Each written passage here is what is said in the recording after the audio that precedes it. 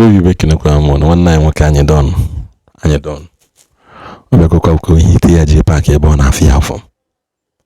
Or hit here Jpac here born half year for because Jpac now there is a case.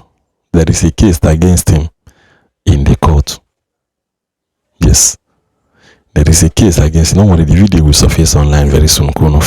And I will try as much as possible. Can post, I can read it. Can post to bring a refreshment to your mind to it. Can refresh your mind to it. Because as in that thing was played in the court judgment of Mazen Namdekan. So Jpac happily had earlier, Oku did that deeper than Oku earlier. We need face Mazen Namdekan.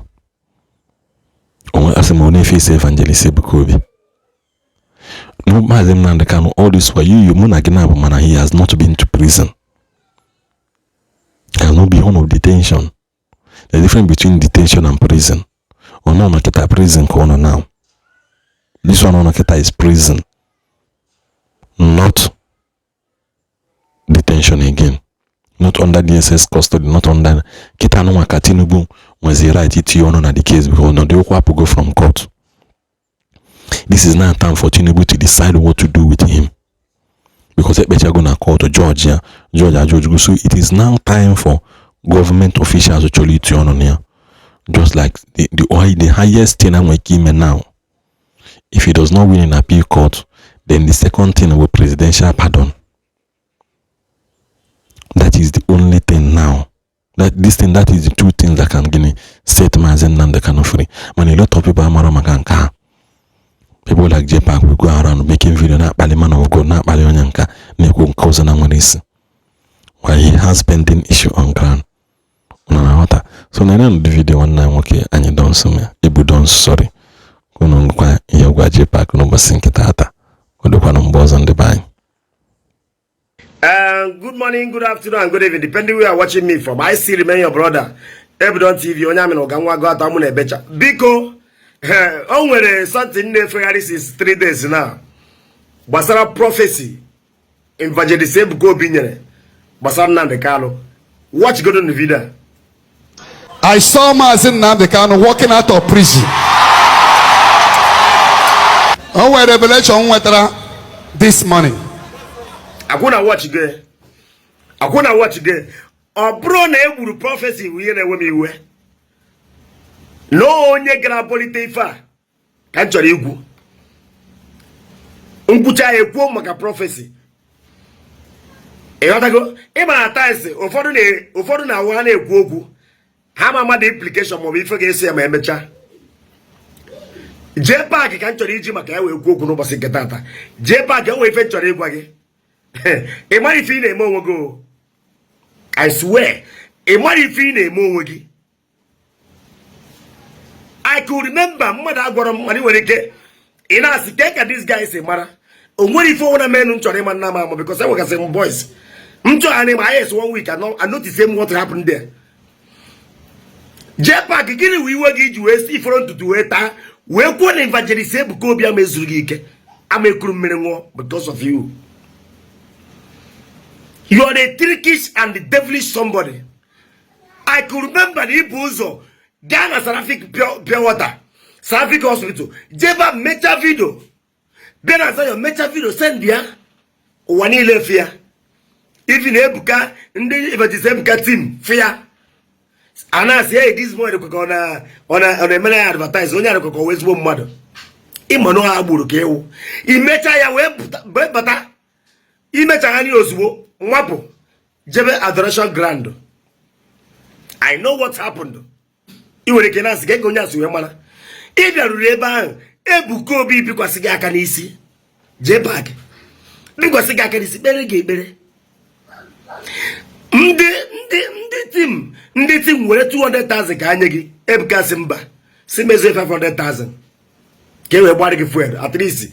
Video ni imere edit. We me kifu kisigabachi nke mokoro na emere other people ekwu one boy na-ekwu maka Evangelist Ebuka Obi mbozia na-ekwu na ihe ọ na-eme dị ya mma ọ dị ka 500 ka onye ya njekwa onye enyi ya nwoke 500,000 ihe ọ na-emekwara ndị ọzọ Jpac wee bata as Judas ifrega Ebuka Obi nyere gị ifreka ndị se group nye gị ọ ga-abụ amamikpe nyere gị. Yes, ọ ga-abụ ntapu akpa nyere akpa gị because ị were ezigbo mmadụ. Ị gbara akụsịrị ya bụ Ebuka Obi ka onye unu ego na peji unu nwere problem because unu na-ekwu maka onwe kọntraktị gị na-Ebuka saịnịrị. Onwe kọntraktị gị na-Ebuka saịnịrị nke wụ na ikwucharịa ị ga-emecha advertise ma okwu maka Ebuka Obi enye gị ego.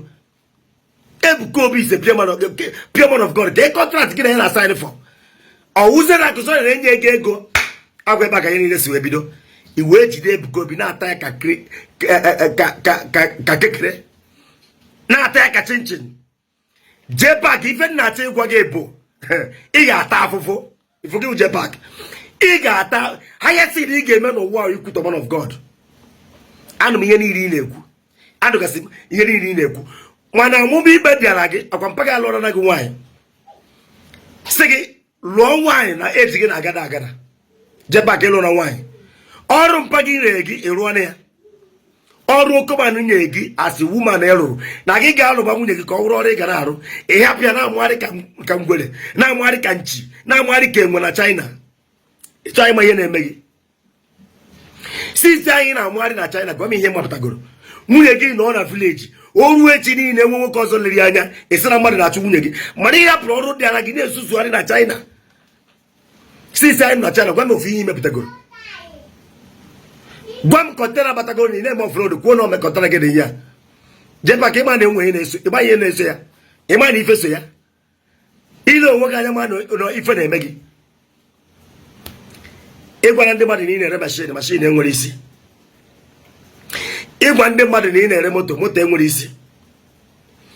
Ịgwa ndị mmadụ na ị na-erezi akpakara dị ugwom na ị na-emezi ị na-edilizi wuti condemn iron si butere condemn iron enwere isi. Imepere podcast nke m gwa gị na ọ ga ebe a ga dịka doziri n'obere oge maka okwu m wụ okwu nya ma wọchịwa vidio m niile ihe ọbụla m kwuru ga-eme si gị na gị si ebe ahụ pụtara mgbe ị pụta ebe ahụ ụdị ị nwere ike ịba n'ime n'oge taa aka podcast ka na-emekwe ị ka na-emekwe podcast tata. Jpac mere onwe gị ebere na ị na-eburu abụmọnụ na-amaghị ama, ị na-eburu abụmọnụ na-eti n'isi onwe gị gị ka Ebuka Obi mere gị setụba ya egwu na ọ na-egbu ama ụgha. Let me tell you one thing ị na-amarọ unu ejide n'oge e kwuru na Peter Obi ga-ewin. Unu amana enweghị pastọ nọ na Naịjirịa na-eti ihe ọnụ kwuo na Peter Obi ga-ewin. Peter Obi ewin. Amụma na-egbu pastors and reverend and the evangelists, they are mouthpiece of God.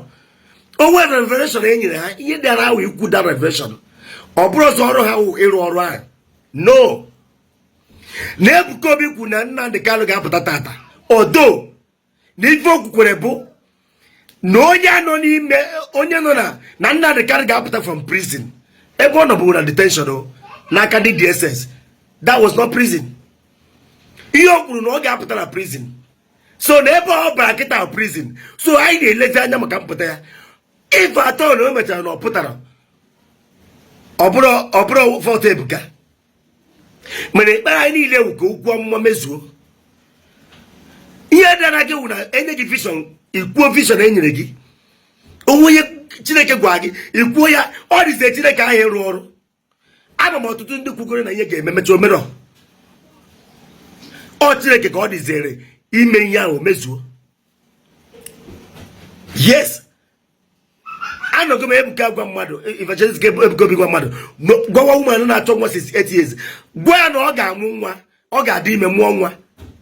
Ọ bụrụ dị na ori na ọ ga-adị ime na ọ ga-amụ ejima. Mgbe o kwuru ya ụjọ ọba m nsị nna anyị kara ikwuru sọsọ na ọ ga-amụ nwa kekwe nke na ọ ga-amụ ejima na nkịta onye ọ na-eburu na Davido nwa so wee na-atụ ụjọ mana onye na-ekwu okwu ma ihe ọ na-ekwu. O mechara na watch the woman bịara ka ya mere mụsụ na wee kuru ejima ya wee bịa ịmafụkwa ụdị a ịmafụkwa nke a kwuo. Let me tell you something. Unu ama na ọnwụ na mmadụ kịta pastor bịa n'ụlọ ụka eketa ebe mmadụ dị 10,000 people wee kwuo kpọrịta ofu onye kpọọ ya si Emeka na afụrụ m ebe Soludo of Anambra steeti nyere gị 500 million na n'ime 500 million na ọ fụrụ gị ka ị na-abịa nna gị na-arụ ụlọ na ọ bata na be gị ụlọ ịlụrụ riri nne na ndị ọ mara ezigbo mma ya ama onye pastọ n'ụlọ ụka na-egbu o wee ruo echi ya soro ụda kpọrọ onye ruo nwanne echi soro ụda kpọọ the person si ya bịa ọka ọbịa ọka soro ụda wee 500,000 nye were 500 million nye si na ihe njide gị ego a maka ife ọma imere mfa back the person wee were ego ana onye nọ n'ụlọ ụka Ndide egburu amụma ahụ wee kwuo na ha na pastọ adịrọ na mma ebe ọ na ha na pastọ ha adịrọ na mma na ọ ga-eme ihe ọbụla o nwere ike ime ka ọ fụ na ama pastọ ha gburu emerọ o wee pụọ jebe na Aloma Junction ebe ihe eme isi ya na ọkapụta ihe emetụzi na Aloma Emeka na-apụta o were egbe kpom n'isi Emeka gbowo Emeka nwụọ 500 million ahụ dị n'ime ebe ahụ o mechara Emeka rụzi ụlọ ahụ pastọ kwuru na ọ fụrụ Emeka ka ọ rụrụ ụlọ ọmarịcha ụlọ nke nwe na-awọchi vida ka a chọrọ ịjụ okwu pastọ ahụ kwuru ama pastọ ahụ kwugburu o mere ka ọ na o mezuru ama pastọ ahụ gburu o mere ka ọ na o mere asawu na o mere mana ajọ mmadụ ekwe ka o ruo n'isi atasa a na-egbu amụma na-awọchikwanụ na ihe a na-ekwu wee nụsesi na-echeki ya na pastọ pụtakwara ma ọ evangelist pụta gwa gị na klaasị unu gwa gị na n'ụlọ ụka na ọ fụrụ ka ị kporo ụwa fensị n'ụlọ akwụkwọ gị o nwere ike o doga anya na ị na-agụwa akwụkwọ gị mana o gbuchara ama ahụ ibido na-agụsị akwụkwọ gị ike ọ sị gị na ọ fụrụ ka ị gba fensị na klaasị gị mana o doga anya na bifọ adị 30 na klaasị ihe na-agbanwe 29 ị na-achọ onwe ike ka ọ gasị wee mee after that program o gbuchara ama ahụ ụbụrụ gị shapụọ ị na-amezi ịgụ akwụkwọ ịghọta ife gụrụ o wee ruo dada ha na-ele exam iwe de ihe na-edabe na exam before